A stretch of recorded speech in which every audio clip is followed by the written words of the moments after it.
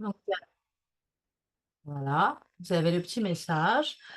Donc, bonjour, mesdemoiselles, mesdames, pas encore messieurs. Normalement, ils devraient nous rejoindre, mais on n'en a pas encore pour le moment. Bienvenue sur ce webinaire qui est le tout premier pour moi du genre. Merci de votre grande indulgence par rapport aux couacs techniques qui pourraient se produire, sachant que je vais tâcher quand même de les limiter au maximum. Euh, je suis moi très contente de pouvoir organiser ce webinaire parce qu'en fait, comment vous dire, j'ai vraiment à cœur depuis très longtemps de partager ce que j'aime faire. Le souci que j'ai eu jusqu'à maintenant, c'est que je me sentais pas forcément très à l'aise pour ça. Et, euh, et donc, il a fallu véritablement que j'organise tous mes savoirs, toutes mes compétences, puisque je suis professionnelle depuis 17 ans maintenant. J'ai commencé mon cabinet, mon premier cabinet, je l'ai ouvert en 2006. J'étais enceinte avec un gros bidon comme ça de mon dernier enfant. Et j'ai commencé par ouvrir mon cabinet de coaching après les différentes formations et différentes pratiques, notamment PNL, neurosémantique, des choses comme ça, très orientées sur le mental quand même. Et donc, j'ai pratiqué essentiellement dans cette direction pendant un certain temps. Et puis, à un moment donné, j'ai été confrontée à un problème majeur qui était le problème d'apprentissage de ma fille. Moi-même, ayant été en situation de survie très longtemps, puisque euh, quelques années auparavant, j'ai donc mis au monde un petit bébé décédé, et c'était le trauma de trop qui fait que tout mon système s'est mis en sécurité. Alors, je l'ai découvert après, hein. Moi, j'ai dans un premier temps vécu le truc comme j'ai pu. Et j'ai découvert après qu'en fait, c'était le trauma de trop. Et donc, mon système s'est mis en sécurité. J'ai perdu la mémoire à court terme, la mémoire à long terme. Pas de mémoire, enfin, pas d'émotion, pas de mémoire. Pas de mémoire, pas d'émotion. Nickel, j'étais moi dans l'instant présent, H24. Et pas forcément très confortable pour mon environnement. Et pourtant, c'est comme ça que ça s'est produit. Plusieurs années plus tard, j'ai trouvé des gens pour m'aider à ce que j'appelle refaire la câblerie, faire en sorte que les neurones se touchent et donc créer de nouvelles connexions synaptiques parce que les anciennes n'étaient pas récupérables. Et j'ai trouvé des chouettes professionnels qui m'ont permis ça. Et donc, c'est grâce à ces professionnels que j'ai embrayé sur différentes formations, différentes pratiques professionnelles, que j'ai ouvert mon cabinet de coaching.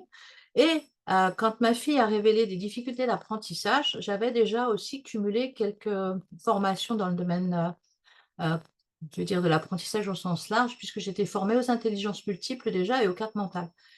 Et j'ai rebricolé toutes les stratégies d'apprentissage de ma fille, en fait, de manière à ce qu'elle ne vive plus l'école comme systématiquement une douleur chronique, répétitive et vraiment douloureuse, mais comme bon, un lieu où il y avait des trucs à faire, quoi. Elle n'a jamais été très, très heureuse à l'école quand elle était en primaire. Mais malgré tout, après, avec ce travail de restructuration de cette étape d'apprentissage, eh bien, elle a pu surtout faire d'énormes progrès. Et moi, de mon côté, ça m'a permis de comprendre comment fonctionnait davantage le cerveau et surtout le mettre en lien avec le corps. Bonsoir Anne-Marie. Merci de nous rejoindre en tout cas. Donc, j'ai un petit peu commencé. Et cela dit, tu vas prendre le train en route parce qu'on a la chance de se connaître, Anne-Marie et moi, et donc elle connaît déjà un peu mon histoire.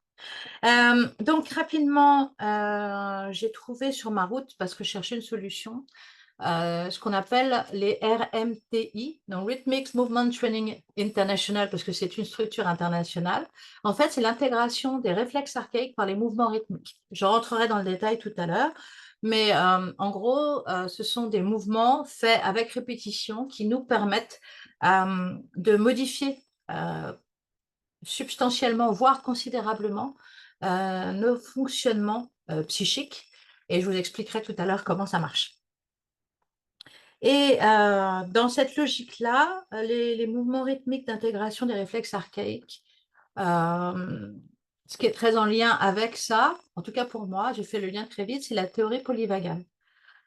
Et donc, j'ai embrayé dernièrement sur la formation sur la théorie polyvagale proposée par Ludovic Leroux, que je vais terminer prochainement. Je suis en train de préparer la certification qui a lieu le mois prochain. Cela dit, compte tenu de mon parcours, j'ai déjà pu mettre à profit quelques apprentissages et j'ai eu très envie aussi de l'intégrer dans cette neurogym. Alors, pourquoi la neurogym en fait? Parce que quelque chose de très simple. Anne-Marie pourra en témoigner si elle le souhaite. Euh, Faire un suivi, c'est quelque chose de long, parfois, puisqu'on va travailler sur toute la neurologie corporelle pour aller cibler précisément une difficulté à laquelle on veut remédier, en fait. Et tout le monde n'en a pas les moyens. Alors, comme je viens un petit peu de l'éducation populaire, il y a deux choses qui sont importantes pour moi, c'est l'accessibilité aux pratiques et puis l'autonomie. Et donc, j'ai cherché un moyen de rendre les gens autonomes et de faciliter l'accès à ces pratiques. Donc, je n'ai pas arrêté les accompagnements individuels, hein, les suivis, je les fais toujours. Par contre, j'ai décidé vraiment d'ouvrir ces cours avec une formule un petit peu particulière que je vais vous expliquer tout à l'heure. En gros, c'est vraiment pour pouvoir faciliter l'accès au plus grand nombre à ces techniques qui sont véritablement des techniques de remédiation extraordinaires. J'avais vraiment à cœur de les partager. Donc, voilà, qu'est-ce qui m'amène devant vous ce soir? C'est effectivement l'intégration de 17 ans de pratique, plus des envies très fortes de transmettre, de rendre les gens autonomes, de redonner le pouvoir et le libre arbitre aux personnes au travers de pratiques corporelles qui permettent du coup d'apprivoiser, parce que c'est ça mon métier en fait, hein, j'aide les gens à apprivoiser leur système nerveux, leur neurologie pour qu'ils puissent retrouver tout simplement de la sérénité, la paix intérieure avec plus de facilité. Voilà. Donc, comment ça va se passer? Eh bien, je vais vous expliquer déjà le lien que je fais, moi en tout cas, entre notre corps, notre cerveau, notre système nerveux et le stress. Hein, ce sont quand même des cours de neurogym anti-stress. Je vais donc vous parler du stress dans un premier temps. Ensuite, je vous parlerai plus particulièrement des mouvements rythmiques et des réflexes archaïques pour que vous compreniez dans quelle logique ça s'inscrit. Et vous aurez donc toute l'attitude de poser toutes les questions que vous avez envie au fur et à mesure, hein. N'hésitez pas à m'arrêter, à lever la main. Je suis vraiment là pour ça, de manière à pouvoir intervenir et puis repartir avec les informations dont vous avez envie ou besoin tout simplement. Alors, je vais donc partager mon écran. Grande nouveauté. Alors. Toc, toc, toc, toc, toc, toc, toc. Ah ben bien évidemment, on ne va pas marcher du premier coup comme je voudrais parce qu'il faut que j'ouvre ça. Donc ça vient tranquillement mais sûrement et je vais donc pouvoir partager mon écran et partager ce magnifique diaporama normalement. Alors, j'ai plein de choses qui arrivent en même temps. Je vais donc admettre Luc qui vient nous rejoindre et je vais tâcher d'aller chercher mon PowerPoint. Alors, où es-tu, joli PowerPoint? Hop. Est-ce que tu vas t'allumer ou pas? Ça, c'est la bonne question. Bonsoir, Luc. Bienvenue.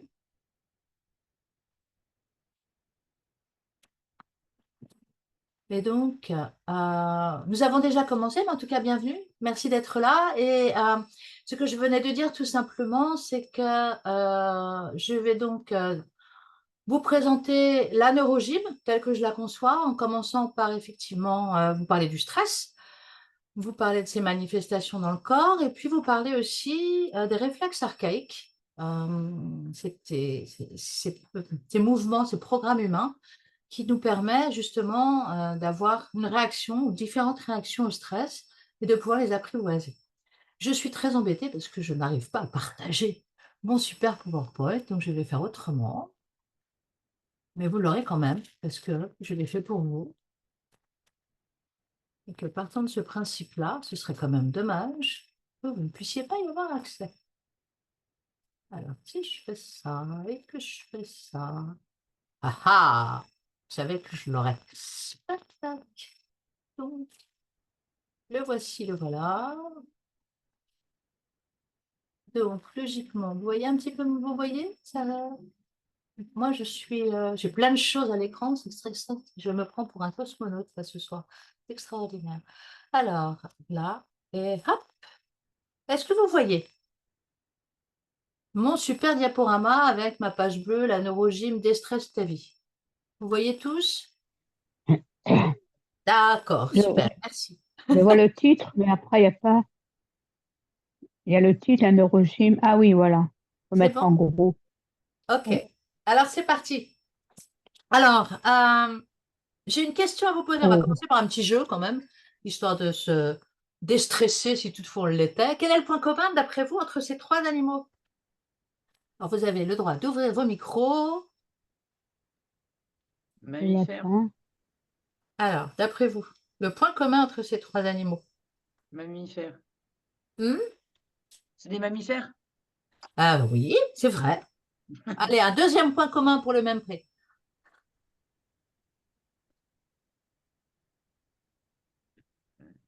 Alors, vous avez un lapin, un taureau et le petit dernier, là, c'est un opossum.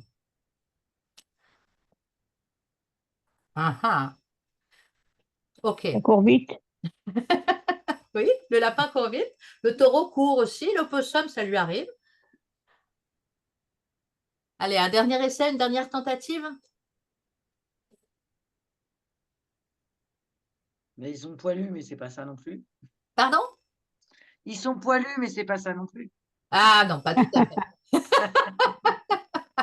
Bon, allez, je vais vous aider un peu. En fait, ils ont chacun développé une stratégie de survie super au point. Ce sont des experts. Ce sont des experts. Le lapin est expert en fuite. C'est le roi de la fuite, le lapin. Il a développé cette stratégie parce que bah, c'est la seule qui lui permette, compte tenu de sa structure morphologique, de pouvoir survivre, tout simplement. D'accord? Le taureau, lui, c'est un expert en combat. Ah ouais. Eh ouais, c'est un expert en combat. C'est la stratégie que lui a développée compte tenu de sa morphologie pour pouvoir survivre dans la nature. L'opossum, il est le roi et l'expert de la stratégie le mot m'échappe bien évidemment, mais ça va venir, de sidération. L'opossum, quand il se sent attaqué, eh bien, il se met en position de figement. Comme s'il était mort, en fait. Alors, il arrive même à être mort debout, parce que dans certains cas, il s'arrête, la bouche ouverte, il s'arrête exactement dans le mouvement, mais vraiment, il n'y a plus rien qui bouge, quoi. Même la respiration, on ne la perçoit plus. C'est la stratégie, donc, Ah de ouais. figement, de sidération. Donc, ce sont trois experts. On va continuer notre petit jeu. À votre avis, quel est le point commun entre ces trois experts et ces deux-là?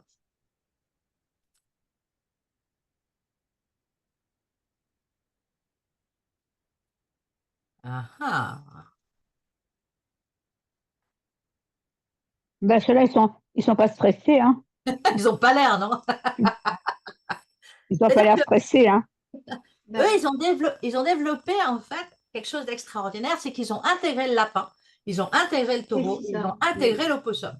Mm. Et donc, ils ont les trois stratégies de survie à leur disposition. Et c'est effectivement ce que l'on a nous, hein. Quand on a un degré de stress pas trop élevé, mais existant quand même, on a plutôt tendance à vouloir s'échapper, à éviter le problème, à éviter la conversation désagréable, euh, à fuir dans le pire des cas, hein, en courant. Mais aussi, on peut se mettre en position d'arrêt et se mettre dans le combat, ou bien, dans des situations extrêmes, se figer, être sidéré, faire le mort. On a cette possibilité, c'est qu'en fait, on a plusieurs stratégies parce qu'on a une morphologie particulière. C'est la morphologie de l'être humain. Et la morphologie de l'être humain, en fait, c'est très particulier parce que c'est un mammifère, mais un mammifère qui se tient debout. Et donc, son système nerveux est lié à sa morphologie. Et son système de défense et de protection est lié à sa morphologie. Comment ça se passe? Ça se passe assez bien, en fait, globalement. C'est que les organes émettent des informations. Les informations remontent le long de la colonne vertébrale au travers du liquide rachidien, arrivent au niveau du cortex, ici, et transmettent l'information au cerveau. Mais au niveau du cervelet, à cet endroit-là, vraiment sur le cerveau bas, j'y reviendrai tout à l'heure, il y a une connexion avec l'amygdale qui est au centre du cerveau. Et l'amygdale, c'est notre système d'alerte qui nous dit il y a danger, il n'y a pas danger. Et s'il y a danger, eh bien à ce moment-là, on a une réponse qui est normalement adaptée. Donc soit on fuit, soit on combat, soit on fait le mort, on se fige, on est sidéré. Puis il y a des fois, ça ne marche pas tout à fait comme ça, mais j'y reviendrai. Pour clarifier les choses, j'ai quand même envie de vous dire ce que c'est que le stress. Selon l'OMS, en 2023, le stress, c'est un état d'inquiétude ou de tension mentale causé par une situation difficile.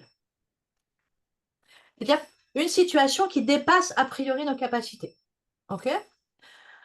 C'est une réponse humaine complètement naturelle. Donc, le stress, c'est incontournable et c'est OK. Et cette réponse humaine naturelle, elle nous incite à relever des défis, à faire face à des menaces auxquelles on est confronté au quotidien. Donc, chacun éprouve du stress, effectivement, dans une certaine mesure. C'est-à-dire qu'on est tous en capacité de gérer une certaine dose de stress. Et puis, à un moment donné, ça dépasse notre capacité. C'est là que, généralement, arrive ce qu'on appelle le stress aigu ou le stress chronique quand il est répétitif et qui peut amener jusqu'au trauma dans des situations bien spécifiques également. Est-ce que le problème, c'est le stress, en fait? Ben non, pas vraiment. Le stress, c'est un signal. Ce qui va nous poser souci, c'est notre façon de répondre au stress. Et c'est là où on n'est pas tous égaux devant le stress et devant les situations. Certaines personnes, dans certaines situations, vont réagir avec un calme relatif, alors que d'autres vont être complètement paniqués. Pourtant, ce sera la même situation. On est tous différents et c'est super important de l'entendre parce qu'effectivement, on a tous une neurologie différente et on va tous réagir de manière différente. Il n'y a pas de réponse standardisée à une situation, il y a autant de réponses possibles qu'il y a d'êtres humains. Après, on a des grandes tendances quand même, hein. Mais cela dit, c'est très important de rester dans cette dynamique-là. En tout cas, la neurogym tient véritablement compte de la réponse individuelle. Voilà 3 postures de stress. 3 postures de réponse au stress. Encore un petit jeu. Nous avons une jeune femme ici, nous avons un homme ici et nous avons un autre homme ici. À votre avis, la dame en jaune, plutôt, plutôt lutte, plutôt évitement ou plutôt sidération d'après vous?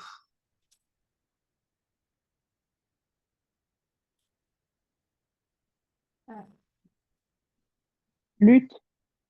Parlez plus fort, n'hésitez pas. Fanny, tu as dit quelque chose, mais je ne t'ai pas entendu. Non, c'est pas moi qui ai parlé. Je pense, Ah, moi, je pense que c'est lutte, eh, Véronique. eh bien non, ce n'est pas de la lutte. Regardez bien la Ah bon? posture. Regardez bien la posture.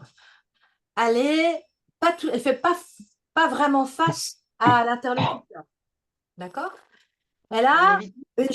une jambe d'appui sur laquelle elle peut s'appuyer, une jambe qui est libre et mobile. Ce qui veut dire elle est prête à partir en courant. La fuite. C'est une personne qui est dans l'évitement. C'est une personne qui n'a pas envie de continuer à parler. C'est une personne qui n'a pas envie d'écouter. C'est une personne qui a autre chose peut-être en tête, tout simplement, un rendez-vous urgent. Ça, c'est la posture d'évitement assez classique hein, qu'on voit tous les jours dans nos conversations au boulot ou ailleurs. Euh, c'est ce type d'attitude-là qui nous montre qu'une personne, elle n'est pas vraiment à l'écoute, elle a autre chose en tête. Alors, si en plus vous avez les yeux qui font ça, vous pouvez être sûr que elle a un rendez-vous urgent, elle n'a pas envie de continuer à discuter avec vous. Là, ici, on a une posture qui est beaucoup plus nette déjà, c'est la posture de la sidération, c'est la posture de la mauvaise nouvelle, où effectivement on a cette attitude de repli sur soi, de retrait. Et puis ici, à votre avis? Lutte, combat. Alors, oui et non. En fait, j'ai laissé un Là, petit doute planer parce qu'en fait, ça peut être une position de lutte. On peut le voir comme une position de lutte, hein, le torse ouvert, prêt au combat. Mais aussi, on peut le voir comme une position, j'allais dire, de la position du vainqueur après le combat. En fait, c'est peut-être la position du super-héros,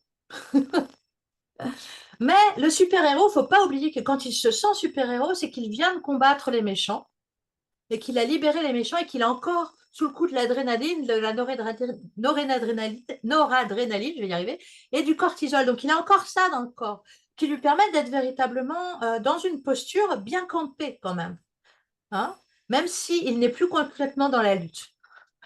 Donc ça, c'était pour vous montrer qu'en fait, le corps parle de nos états internes, hein, parle de nos niveaux de stress. Et il s'avère que j'ai une formation en Gestalt. Et puis surtout, je suis sourde. Et c'est un grand bonheur d'être sourde. Pourquoi? Parce que du coup, le non-verbal de l'être humain est crucial pour moi. Et ça tombe bien parce que 80% de notre communication humaine est non-verbale. Donc, j'avoue véritablement que j'ai passé beaucoup de temps et je continue à passer beaucoup de temps à observer les gens dans leurs attitudes parce que ça me donne beaucoup plus d'informations que leurs mots souvent. Mais ça se transmet, hein, ce genre d'attention particulière à l'autre. Alors, notre système nerveux, c'est un ami qui nous veut du bien, mais peut-être qu'il nous veut trop de bien. En fait, notre système nerveux, il est là pour nous maintenir en vie. Il est là pour nous maintenir vivants. Il est là pour notre survie. Il est là pour nous maintenir en intégrité. Sauf qu'il y a des fois, on aimerait bien faire des trucs et puis lui, il veut pas. Parce qu'il y a un danger, parce qu'on prend un risque. Ce soir, je fais un webinaire, je suis pas très à l'aise. Si j'avais écouté une partie de mon système nerveux et que je l'avais pas régulé, eh ben, je serais pas avec vous ce soir. Je serais sous ma couette, en train de me maudire de ne pas avoir eu le courage de faire ce webinaire. Mais ce n'est pas le cas. Je suis avec vous et j'ai expliqué à mon système nerveux qu'en fait, si lui, il est fait pour ma survie, moi, j'ai pas envie de survivre, moi, j'ai envie de vivre tout simplement et que faire des webinaires, ça fait partie de la vie que j'ai envie d'avoir. Et donc, je l'ai apprivoisé et je continue de l'apprivoiser, hein. Il y a des situations qui me secouent aussi. Je suis un être humain comme vous. Ce qu'il faut savoir, c'est qu'on est fait pour survivre et coopérer pour survivre.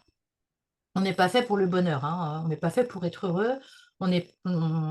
Donc, c'est forcément, entre guillemets, ou à l'arrache par le combat, ou en évitant les situations qui pourraient nous empêcher de, ou en étant dans le figement, c'est-à-dire on n'y va pas du tout, ou bien on peut apprivoiser notre système nerveux, et c'est justement tout l'objet de la neurogym anti-stress. Alors, on va revenir au départ. Au départ, il y a l'embryon, hein, et puis il y a le développement du bébé in utero. Et c'est là que ça commence, notre histoire de système nerveux, en fait. Puisque à l'âge de 5 semaines de grossesse, se développe le premier réflexe archaïque, donc le premier réflexe de survie qui s'appelle le réflexe de paralysie par la peur. Généralement, ça correspond au moment où la maman apprend qu'elle est enceinte ou découvre ou se ressent comme étant enceinte. Donc, en fonction de l'environnement dans lequel elle est, en fonction de ses croyances, en fonction de sa situation, elle va vivre son premier stress. Bien évidemment, ça va impacter ses cellules, ça va impacter son système aquatique interne, donc le liquide amniotique, et par voie de conséquence et par propagation d'ondes, ça va donc impacter le fœtus, enfin l'embryon. Et l'embryon va faire ce premier mouvement, qui est le mouvement de retrait, de repli sur soi. Et pendant tout un nombre de semaines, il va avoir tout le loisir de faire ce mouvement de repli et d'apprendre à se replier vers l'intérieur. Voilà pourquoi, dans notre posture d'être humain adulte, cette position de retrait, elle est tellement ancrée, engrammée dans nos cellules depuis le départ de notre vie, que c'est du coup un mécanisme très facile à contacter pour nous. Ok, il n'y a pas il y a pas d'émotion à cet endroit-là. C'est vraiment un réflexe de survie. Ok. Et donc, ces réflexes vont se développer pendant toute la grossesse. Je crois que pour l'accouchement, il faut une vingtaine de réflexes qui se soient développés pour pouvoir accoucher dans de bonnes conditions pour l'enfant. Le passage pelvien est un passage super important parce que la contraction est forte au niveau du bébé qui va naître. Et c'est cette contraction qui va permettre à certains réflexes de se manifester, notamment le réflexe de Moro, après la naissance. C'est parce que leur bébé aura été contracté très fort au niveau du passage pelvien que quand il va sortir, il va faire Ah. Vous savez, vous avez déjà peut-être vu ça ou vécu ça, et on peut le revivre aussi en situation de grand stress avec les spasmes du sanglot, quand on est dans des situations extrêmes. On peut le revivre à l'âge adulte, bien évidemment. OK? Alors, bien évidemment, quand les enfants naissent par césarienne, ils n'ont pas le passage pelvien et ce réflexe n'est pas activé. Or, le réflexe qui s'appelle le réflexe de Moro est le réflexe qui intervient dans la lutte, la réponse de lutte et la réponse de combat, la réponse de fuite et la réponse de combat, par exemple. OK?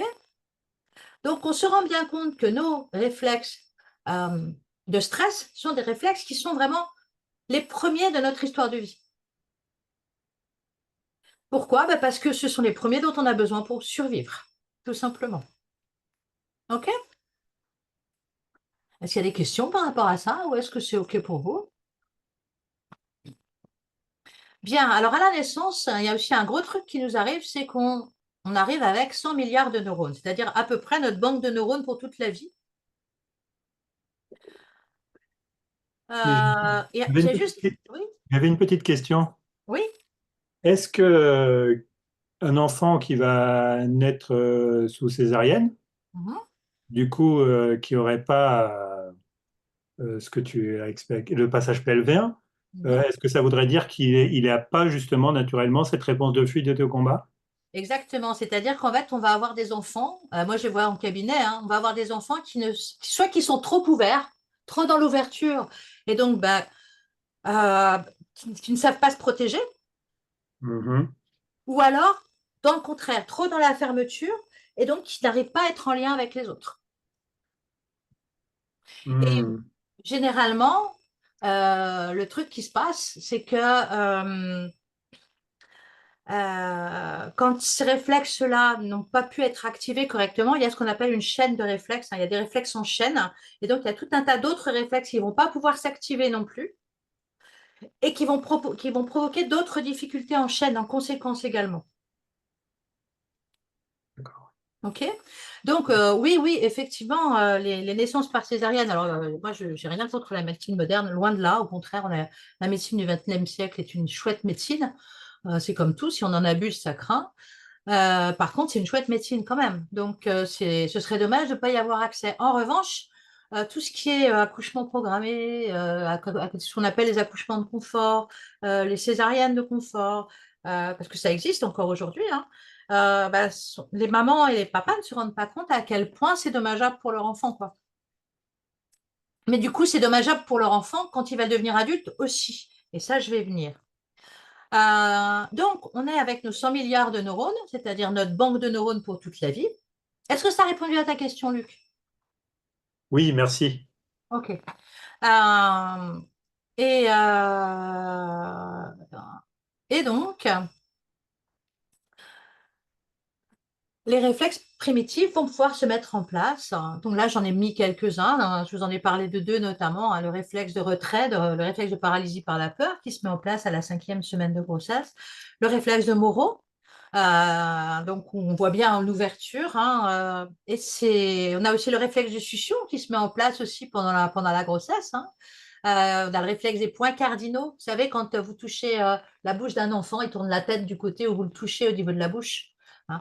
Tous ces réflexes, en fait, on en a besoin pour devenir un petit homme qui marche debout à l'âge d'un an et quelques. Mais on va passer par tout un tas de stades absolument nécessaires pour pouvoir bien installer correctement nos réflexes de survie et nos réflexes de vie, nos réflexes posturaux. Donc, les réflexes primitifs, c'est vraiment, moi, c'est ce que j'appelle notre programmation, quoi. Notre programmation pour être un petit homme.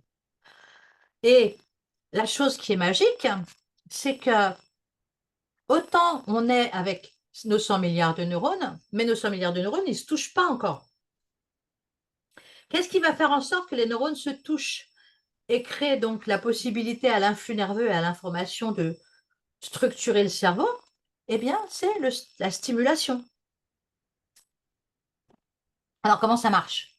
Vous avez deux jolis neurones là, d'accord, avec des dendrites, ça s'appelle comme ça. Je ne vais pas rentrer dans les termes techniques, mais à un moment donné, à force de stimuler, par exemple, je caresse la peau d'un enfant, ok? Il est tout petit, hein, il a une journée, pas plus. Ben, à force de le caresser toujours au même endroit, l'information, l'influx nerveux va aller jusqu'à son rachis, hein, liquide rachidien, céphalorachidien, et ça va commencer à pousser l'information un petit peu plus haut dans le cerveau. Ok. Et plus je vais stimuler toujours de la même façon, et plus l'influx va monter, monter, monter, monter, monter. Et donc, à un moment donné, à force de monter, monter, monter, monter, monter, monter, hop, ça va se retrouver au bout. Comme c'est bien rare qu'il n'y en ait pas un autre qui soit pas loin, et ben du coup, il va y avoir une connexion ici et la création d'une connexion synaptique qui va permettre à l'influx nerveux de passer et de prolonger un petit peu plus loin l'information. OK?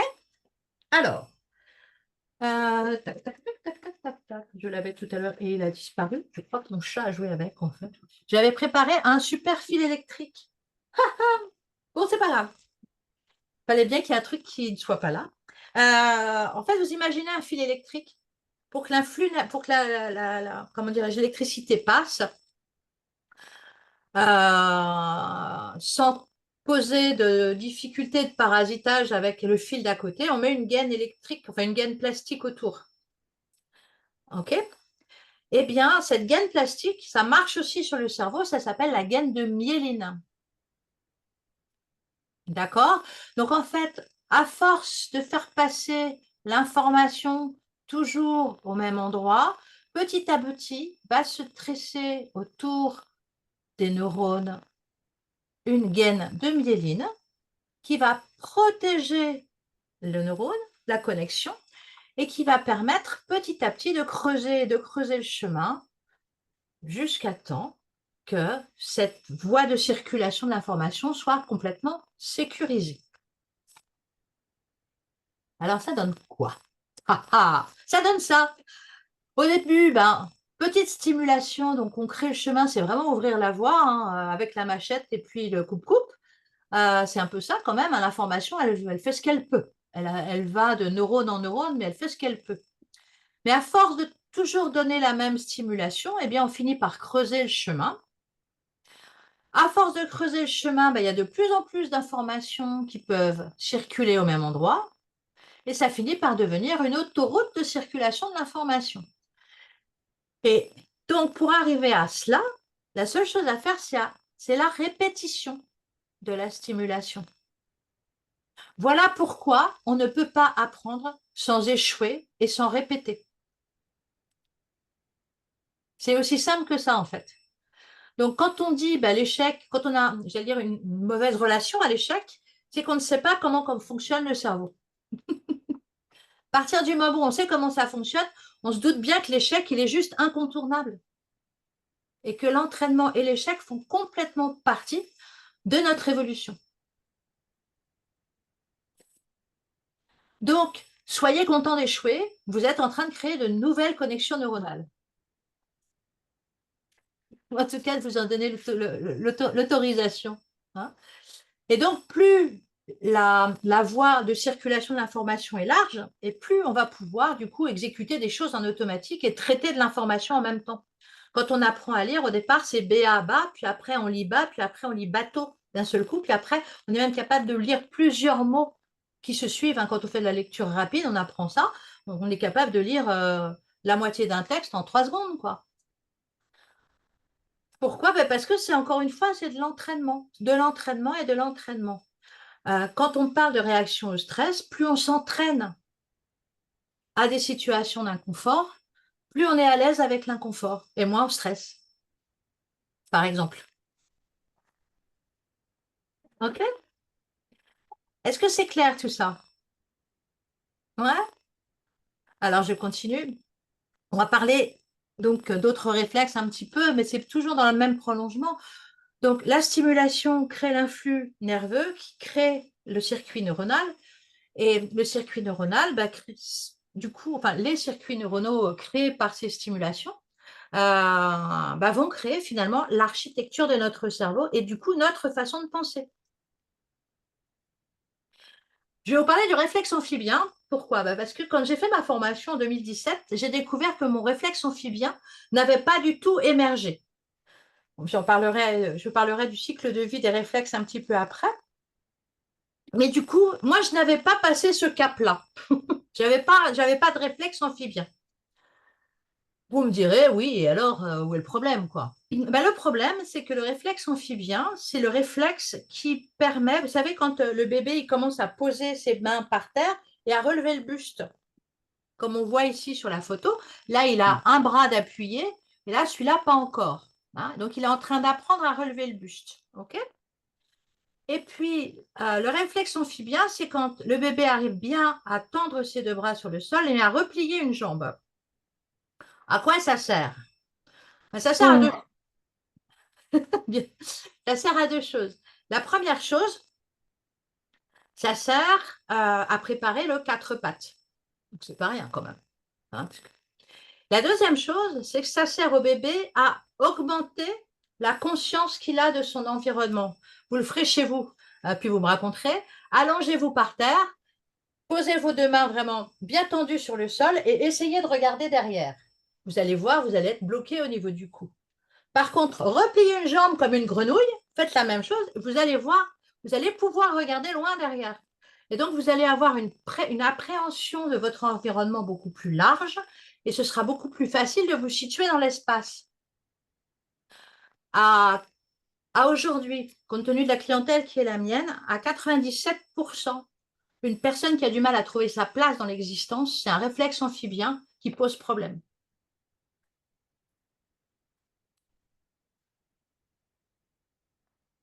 Donc, qu'est-ce que je fais quand une personne me dit qu'elle a du mal à trouver sa place? Je vais lui poser plein d'autres questions quand même sur son parcours de vie d'enfant, si elle se souvient, les difficultés qu'elle a pu observer.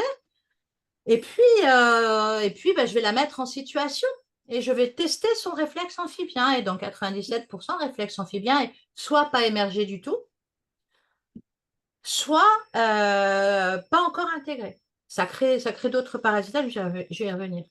Et en fait, quand on a du mal à trouver sa place dans l'existence, ben, peut-être comme si on commençait par ça, tout simplement, en faisant quelques petits mouvements justement pour faire émerger ce réflexe et l'intégrer, ben, peut-être que ce serait moins difficile de trouver sa place dans l'existence. Et il y a plein de petites choses comme ça avec les réflexes qui sont super rigolotes et intéressantes. Donc voilà pour le réflexe amphibien. Ensuite, une fois que le réflexe amphibien est acquis, eh bien effectivement, l'enfant sait plier sa jambe, donc il va commencer à pouvoir la relever, poser son pied sur le sol, pousser avec ses mains, et là, on prépare le quatre pattes. Et le quatre pattes, il y a encore d'autres réflexes qui vont se mettre en place derrière pour pouvoir faire en sorte qu'un jour, on puisse marcher enfin sur nos deux pattes. Arrière. Je vous présente mon chat qui veut absolument jouer mon assistant ce soir. Et donc,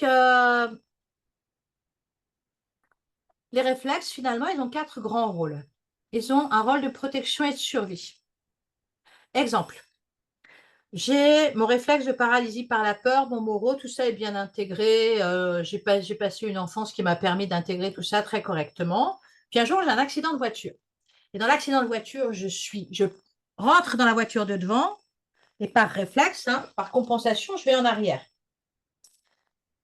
Qu'est-ce qui se réactive à ce moment-là? Eh bien, le réflexe de paralysie par la peur, qui nous empêche d'avoir le coup du lapin. Je suis projetée en avant, retrait. Je repars en arrière, Moreau, et je me recroqueville vers l'avant pour éviter le coup du lapin, retrait. OK? Protection et survie. Ces réflexes se réactivent. Il y a un trauma, ou un stress post-traumatique par rapport à ce trauma-là, ok. Donc, on va traiter la partie psychique. Oui, mais le corps, lui, il se souvient de l'accident. Et donc, ce qui est intéressant, c'est de pouvoir aller vérifier que la neurologie, il y a le réflexe de paralysie par la peur et le réflexe de Bourreau sont bien réintégrés. Parce que si ce n'est pas le cas, on va se retrouver avec une personne qui va être de mauvais poil tout le temps. Le Bourreau, c'est la colère, hein. Ou une personne qui va s'effacer tout le temps parce qu'elle sera bloquée plutôt dans la position de retrait. C'est pour ça que dans certains cas, on se perçoit que les gens, après un accident, ils changent complètement de comportement. Mais c'est normal, c'est complètement normal. Et c'est même souhaitable dans une certaine mesure, dès lors que ça ne dure pas, hein. Sinon ça devient pathologique, mais c'est souhaitable, puisque c'est effectivement le rôle de nos réflexes de nous protéger pour notre survie. OK? Donc, ils sont très, très importants, ces réflexes. Ensuite, donc, ils nous protègent notre survie. Ils nous permettent de faire des connexions cérébrales, vous l'avez compris. On intègre aussi notre sensorialité par ce biais-là. Et enfin, alors ça c'est un terme un peu pompeux, développement moteur dans le champ gravitationnel, n'est-ce pas? En fait, on apprend à bouger et à se développer sur la planète Terre tout simplement, puisque nous sommes soumis à la gravité terrestre. J'aime bien de temps en temps mettre des trucs un peu comme ça. C'est pour vérifier si vous suivez bien, mais c'est le cas, donc il n'y a pas de souci. Est-ce que vous avez des questions par rapport à ça? Ok, alors je continue. Je vous parlais donc de la phase, des phases des réflexes. Donc, il y a une phase d'émergence, une phase d'activation, une phase d'intégration. Et ces trois phases sont absolument essentielles. Là, vous avez l'émergence qui se situe à un moment donné. Chaque réflexe émerge quand il doit émerger, hein, puis il y a plusieurs réflexes, environ 150 réflexes qui vont émerger, s'activer et s'intégrer entre la 5e semaine de grossesse et la 3e année de vie. Donc, l'émergence a lieu ou pas, hein. Si elle n'a pas lieu, eh bien, on va se retrouver dans des situations d'absence de capacité. Et au niveau stress, on va se retrouver dans un sentiment d'impuissance. Donc, on va se sentir envahi. Okay. Si, au contraire, il y a émergence, mais qu'il reste activé et qu'il n'est pas intégré, on va se trouver là en situation de survie réelle, avec des sentiments d'empêchement, des sentiments d'incapacité. Là, c'est plus de l'impuissance. L'impuissance, on est envahi par quelque chose qui nous dépasse. L'incapacité, on ne sait juste pas faire. On ne se sent pas compétent. Donc la confiance en soi, là, on prend un sérieux coup puisqu'on n'agit pas, vu qu'on ne se sent pas compétent. Il y a des parasitages importants. Sinon, le schéma classique, il y a émergence, activation, intégration. Et pendant que l'intégration se fait, on a l'émergence des réflexes posturaux. Alors, les réflexes posturaux, c'est simplement des réflexes complexes, alors que les réflexes archaïques, c'est des réflexes simples. D'accord? Lever la tête, c'est un réflexe archaïque. Par contre, lever la tête en faisant de la danse, ça devient un réflexe postural. Voilà. Alors, la suite. Alors, la neurogym, c'est une gymnastique pour sortir du système de survie, en fait. On va apprivoiser ce qu'on a à apprivoiser. Qui fait que on va sortir de la protection et de la survie. On va créer de nouvelles connexions cérébrales. On va intégrer ou réintégrer de nouveau une sensorialité qui va correspondre à notre réalité du moment. Et on va pouvoir apporter des corrections motrices, c'est-à-dire des réponses beaucoup mieux adaptées à notre environnement. Quand on a des débordements émotionnels, quand on a des comportements complètement inappropriés dans des situations particulières, c'est généralement qu'un réflexe archaïque ou deux ou une petite chaîne de réflexes ne sont pas du tout intégrés, qu'il y a un petit peu de travail à faire, quoi. Exemple, chez les enfants, on a des débordements émotionnels. Alors, les TDAH chez tous les 10, on peut y remédier sans problème avec les réflexes archaïques. En ce qui concerne l'autisme, on arrive à apaiser certaines situations. Ça ne change pas, ah oui, il y a une chose que je voulais vous dire aussi, ça ne change pas la personnalité. Ça change la relation que la personne a à sa personnalité. Parce que souvent, on me dit, mais oui, mais alors moi qui suis comme ci ou comme ça, atypique comme ci, atypique comme ça, après, ben, en fait, moi je m'aime bien ça, j'aime bien ça, j'aime bien ça, j'ai pas envie de ralentir mon rythme. Je dis, non, mais ça n'a rien à voir avec ça. Il ne s'agit pas de changer de façon d'être, il s'agit de changer de façon de se comporter face aux situations. C'est-à-dire qu'on sera moins en mode réactionnel et plus en mode action qu'en mode réaction, tout simplement. Voilà, voilà. Et donc, qu'est-ce que je peux vous proposer? Je peux vous proposer deux choses.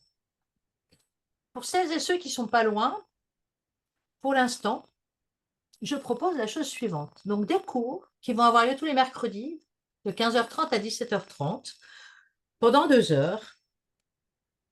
6 personnes maximum, parce que je veux vraiment être disponible et pouvoir voir tout le monde et regarder tout le monde et écouter tout le monde.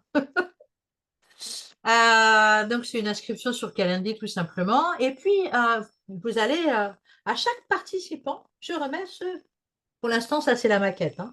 Je remets la maquette, enfin, je remets un document de quelques pages. C'est en fait votre carnet de bord, votre carnet d'autonomie de votre programme. Dedans, il y a quoi?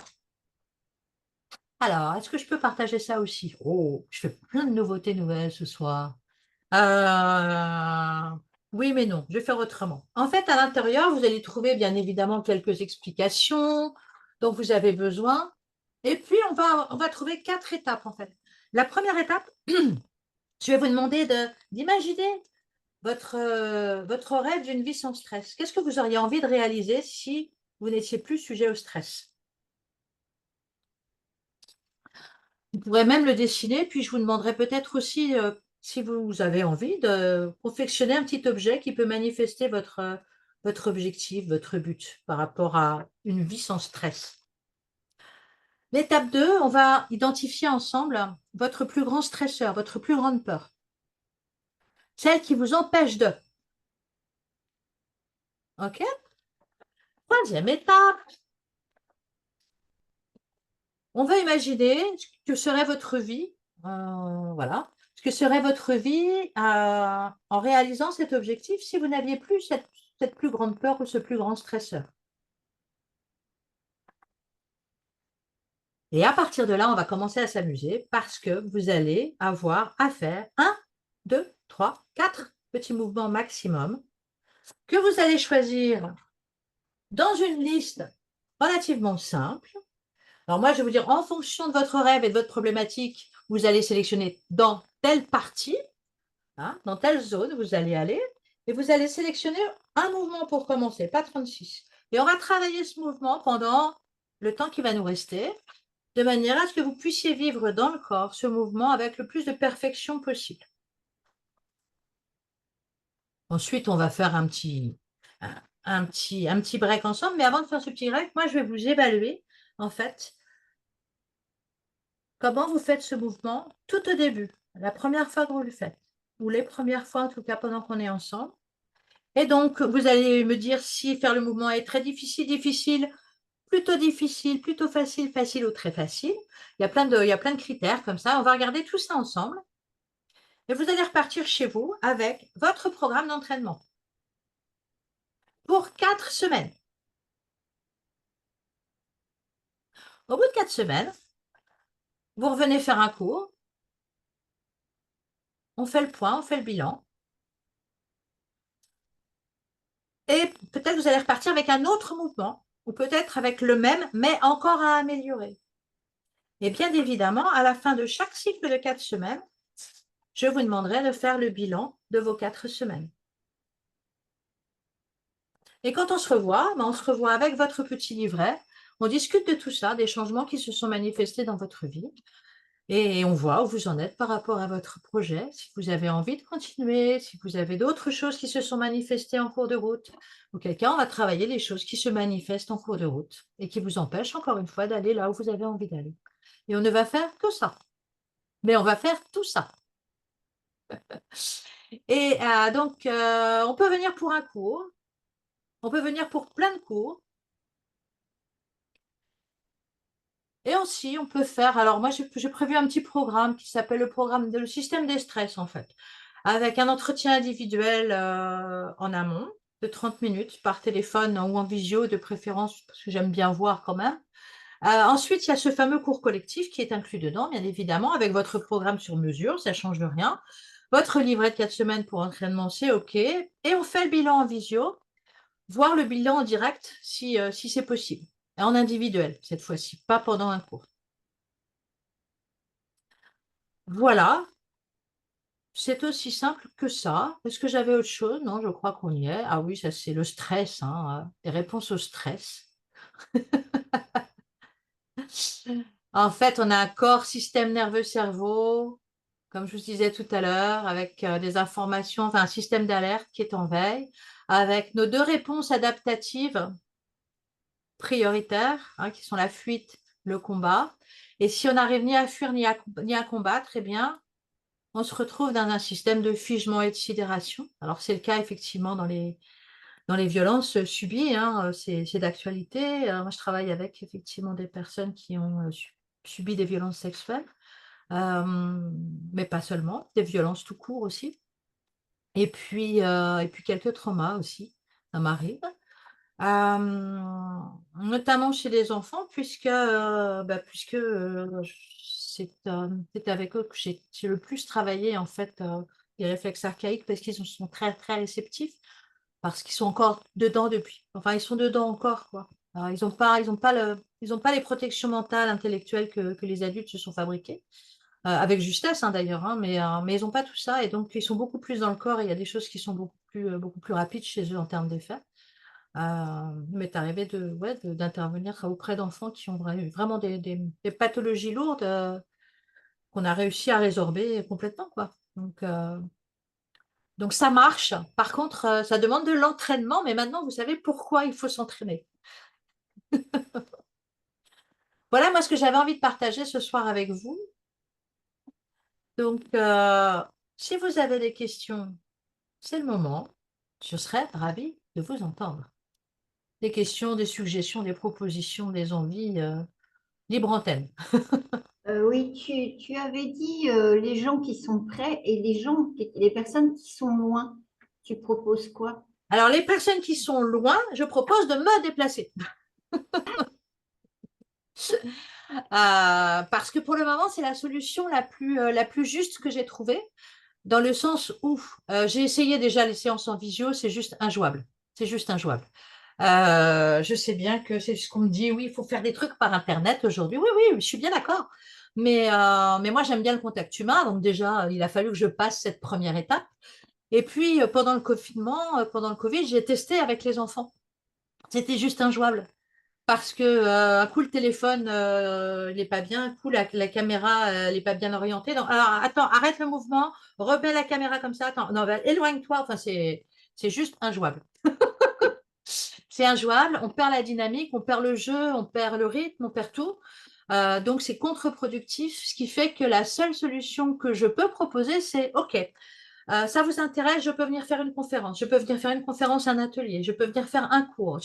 Tout est en fait libre antenne, véritablement. J'adore me déplacer, j'adore conduire, j'adore prendre l'avion, j'adore être hébergée par des gens sympas, j'adore manger les petits plats de la cuisinière locale. Enfin, tout est OK pour moi. Donc voilà ce que je peux proposer pour répondre à ta question, Marie, mais je n'ai pas d'autre solution malheureusement. En tout cas, celle-là existe.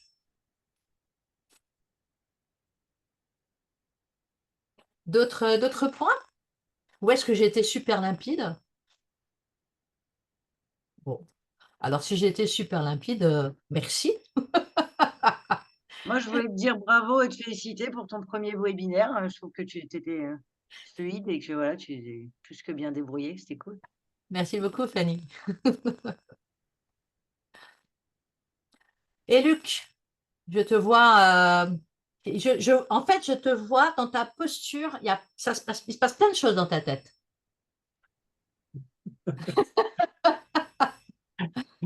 Non, moi, c'est vrai que je suis loin. Déjà, je suis sur Marseille.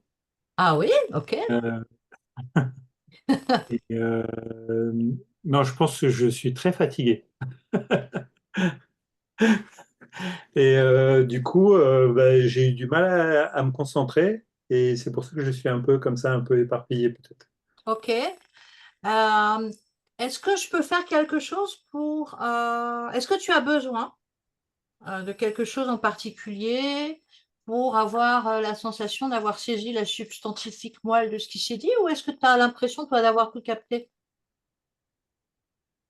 Là, je ne saurais pas dire. J'ai l'impression pour l'instant, d'être un peu passé à côté. Ok, d'accord. Alors, c'est peut-être qu'une impression. Mm. Et je sais pas, je suis complètement comme ça. Ok, ben écoute, je vais te laisser dans cet état-là, dès Ouais. lors que c'est un état confortable pour toi. Mm. Si c'est confortable, c'est ok pour moi. Si c'est pas confortable, par contre, ça m'embête de te laisser comme ça. Non, non, vraiment pas du tout le webinaire qui m'a fait ça, mais c'est plutôt moi qui suis dans un état comme ça, un peu très fatigué. Ok, Y a pas... on a le droit d'être fatigué, hein, heureusement. et en plus, je suis pas très à l'aise en visio. Mais écoute, je te remercie beaucoup de ta confiance parce qu'effectivement, ne pas être à l'aise et être présent quand même en visio, merci à toi, Luc. C'est peut-être pour ça que tu es fatigué d'ailleurs. Parce Ah, que ton peut-être ça système, joue. ton système nerveux, en fait, lui, il est sous stress depuis le début, en fait. Donc, Oui. que tu sois fatigué, c'est normal. Ah oui, oui, très certainement, oui. Ça, c'est sûr, ça me met en stress. Ben, non, mais c'est clair. Et le stress, ça fatigue, hein. Donc, le mieux, c'est que tu éteignes ta caméra de manière à te ressourcer avant la fin du webinaire. Moi, ça ne me Ok, dérangera pas, et d'autant que c'est très clair pour moi, tu vois. ok, ok. De- Merci beaucoup. En tout cas, c'est voilà. très bien construit, c'est très bien fait. Il y a plein de choses qui m'intéressaient aussi, mais voilà, c'est plus mon sentiment à la fin, moi, personnellement, d'être un peu comme ça, éparpillé. Mais Et encore une fois, tu as passé du temps à être sous stress sans t'en rendre compte. voilà, Le problème du stress, c'est ça. C'est qu'on est sous stress et qu'on s'en rend pas compte. je coupe un peu ma vidéo. Voilà. Ouais. Merci en tout cas, merci beaucoup. Merci à toi, Luc. Merci Marie, merci Elisabeth, merci Anne-Marie, merci Fanny. Si j'ai répondu à toutes vos questions, ben, je vous propose de vaquer les unes, les uns, les autres à nos occupations du soir. Moi, je reste à votre disposition pour toutes les questions que vous pourrez vous poser, euh, toutes les propositions, toutes les suggestions. C'est OK. Alors, Véronique, comment? On va, par exemple, à un cours, on s'inscrit sur un cours, et puis ensuite, on travaille pendant 4 semaines, et ensuite, on revient à un cours, c'est ça? C'est ça, c'est exactement ça. En fait, le but du jeu, si tu veux, c'est de pouvoir proposer Être autonome, d'être autonome tout en ayant un accompagnement et tout en faisant que ce soit accessible financièrement. ouais, Tu vois. génial. Et sinon, pourquoi tu as mis système des stress égale 100 €? Alors, le système des stress, en fait, c'est parce qu'il inclut à la fois une séance en visio avant ou en direct. Moi, je préférais que ça se passe dans mon cabinet, mais bon, bref, on fait comme on peut généralement pour faire un premier bilan de la Ah, situation ok, avant que la personne vienne faire le cours. C'est-à-dire que moi, j'ai déjà des éléments d'information que la personne n'a pas d'accord, partagé dans le groupe. Tu vois, ok. il y a des personnes qui n'ont pas forcément envie de raconter leur vie dans le groupe, ce que je peux comprendre. Or, je pose des questions qui sont parfois assez intrusives, donc je laisse la possibilité aux personnes de ne pas me répondre. Euh, Ouais. et en même temps, parfois, je manque d'infos. Donc, je prends les personnes à part pour avoir quand même une réponse si toutefois la personne est en Mhm. capacité de me la donner. Donc, le système D, en fait, c'est un entretien individuel avant. Le Ouais, cours ouais. avec, effectivement, ben, ce sera un cours beaucoup plus affiné du coup, puisque j'ai eu des informations qui viennent avant, donc je peux préparer davantage ce que la personne va faire pendant ce cours-là. Et ensuite, au bout de 4 semaines, il y a un bilan toujours en individuel. Mhm. Voilà. C'est-à-dire qu'en fait, pour un tout petit prix, ça permet de faire l'équivalent d'une séance et demie que toi tu as vécue, par exemple, tu vois. Mhm. Alors, pour être très transparente, on me dit que mes tarifs sont chers. Oui, c'est vrai. Mm. Et en même temps, je sais aussi quelle est la valeur de ce que je propose. Et je propose très souvent des forfaits d'accompagnement qui permettent justement d'avoir malgré tout un accompagnement et un suivi de qualité à un prix, je veux dire, abordable, sachant que je fais beaucoup de vidéos, de films et de photos pendant les séances que j'envoie à la personne de manière à ce que la personne puisse avoir vers elle les mouvements à faire. Euh, donc, ça permet aussi dans le temps d'observer les progrès, parce que des fois, on progresse puis on ne se rend pas compte. Donc, les vidéos permettent aussi ça. Il y a une réévaluation régulière de la situation. Parfois, il se passe des choses en cours de route, on rectifie aussi. Enfin, le suivi permet véritablement un travail très, très précis. Je me souviens, alors c'est vrai que j'ai travail avec les enfants et le travail qui paye le plus rapidement, j'allais dire. J'ai par exemple en tête au moins 2 enfants, un jeune garçon qui est arrivé à l'âge de 12 ans et qui avait de très très grosses difficultés. Il était dans la violence avec ses parents. Il y avait un diagnostic de débilité qui avait été posé par des professionnels. Donc des choses difficiles à entendre pour les parents. Et en l'espace d'un an, donc 13 séances à peu près, c'est un jeune garçon qui avait au départ 5 secondes, 7 secondes maximum de capacité d'attention. Et on est passé à 5, voire 7 minutes au bout d'un an. Alors ça paraît rien, 7 minutes d'attention, mais je peux vous dire que c'est le jour et la nuit. Et surtout, l'entraînement a été tel qu'à aujourd'hui, alors il a 18 ans, ça me fait rire, il a 18 ans, il est pompier volontaire, il est impliqué dans plein d'associations, il a plein de copains, de copines, il est hyper épanoui et hyper heureux de vivre. Ses parents n'emmenaient pas du tout large quand il avait 12 ans, quoi. Et en l'espace d'un an, on a complètement transformé l'essai.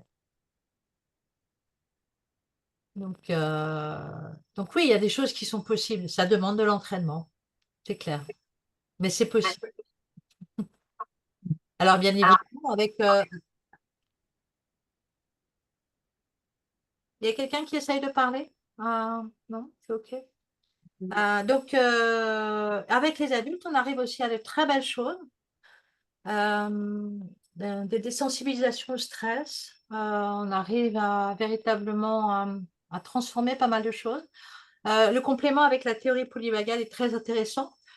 Par contre, il sera peut-être plus probant en individuel qu'en collectif. À voir. À voir. Ça va dépendre vraiment de la constitution des groupes et de ce qu'il est possible de faire à chaque fois. Donc moi, je m'adapterai. C'est OK.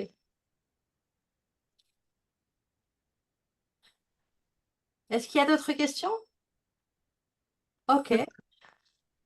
Ben, je vous souhaite une très belle fin de soirée. Je vous dis à très bientôt pour le Merci. monde, ici ou ailleurs. N'hésitez pas à revenir vers moi pour plein de choses, ou simplement à partager ce que je fais parce que je suis persuadée qu'il y a plein de gens qui ont besoin de le savoir aussi. Donc, si vous pouvez être ne serait-ce que relais de l'information, ce sera vraiment génial, quoi. Bien, ben, je vous souhaite une très belle fin de soirée et puis je vous dis à bientôt. Merci beaucoup. Merci, Merci. merci. Au revoir à tous. Au revoir. Merci. Merci.